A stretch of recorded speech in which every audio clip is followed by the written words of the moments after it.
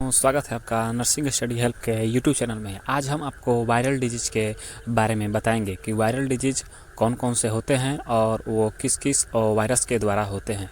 ठीक है, तो चलिए स्टार्ट करते हैं। पहला हमारा टॉपिक है वो है पहला जो हमारा डिजीज है वो है चिकन पॉक्स। चिकन पॉक्स जो होता है ना वो हमारा होता है वेरिसेला जोस्टर के कारण। ठीक है, वेरिसेला जोस्टर जो वायरस होता है वो हमारी जो बॉडी में चिकन पॉक्स को कॉज करता है। ठीक है, और इसका इंक्यूबेशन पीरियड जो होता है वो 7 से 21 दिन होता है। ठीक है, इसको भी समझते जाइएगा। इंक्यूबेशन पीरियड भी बहुत ही ज़रूरी होता है। ठीक है, ये भी एग्जाम में बहुत बार पूछ देता है। ठीक है, नेक्स्ट जो हमारा है वो डिजीज है मीजल्स। मीजल्स जो होता है वो पारामिक्सिको वायरस के द्वारा होता है। पारामिक्सिको वायरस द्वारा मीजल्स होता है। ठीक है, मीजल्स में एक मोस्ट कॉमन साइंस देखने को मिलता है पेशेंट में कि उसमें कॉप्लिक स्पॉट देखने को मिलता है। ठीक है, एंड देन मीजल्स का जो इंक्यूबेशन पीरियड होता है वो 7 से 14 दिन का होता है। ठीक है, नेक्स्ट इसमें है हमारा हेपेटाइटिस ए। हेपेटाइटिस ए जो होता है वो हेपेटाइटिस ए वायरस के द्वारा होता है।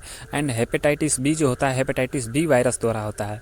नेक्स्ट इसमें है हमारा इन्फ्लुएंजा। इन्फ्लुएंजा जो होता है वो हमारा होता है मिक्सो वायरस के द्वारा। इन्फ्लुएंजा किसके किसके वायरस द्वारा होता है? वो होता है मिक्सो वायरस के द्वारा। और इसका इंक्यूबेशन पीरियड जो होता है इन्फ्लुएंजा का वो 1 से 4 दिन का होता है। ठीक है, नेक्स्ट इसमें है हमारा मम्प्स। मम्प्स जो होता है वो मिक्सो वायरस के द्वारा होता है। मम्प्स किसके द्वारा होता है? मिक्सो वायरस के द्वारा होता है। मम्प्स हमारा मिक्सो वायरस के द्वारा होता है। नेक्स्ट इसमें है हमारा पोलियोमाइलाइटिस, जिसको हम लोग पोलियो बोलते हैं। ठीक है, पोलियोमाइलाइटिस जो होता है वो पोलियो वायरस के द्वारा होता है।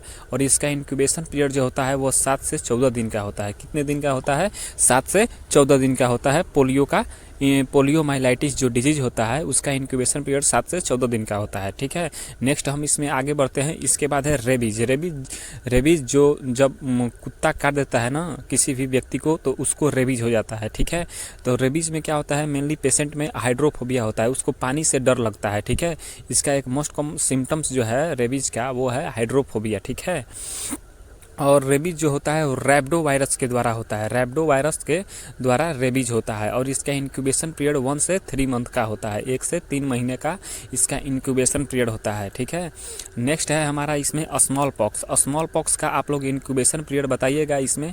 और स्मॉल पॉक्स जो होता है वो वेरियोला वायरस के द्वारा होता है। वेरियोला वायरस के द्वारा स्मॉल पॉक्स होता है। ठीक है, एंड नेक्स्ट इसमें है हमारा डेंगू वायरस। नेक्स्ट जो है डेंगू वायरस नहीं, डेंगू डिजीज है।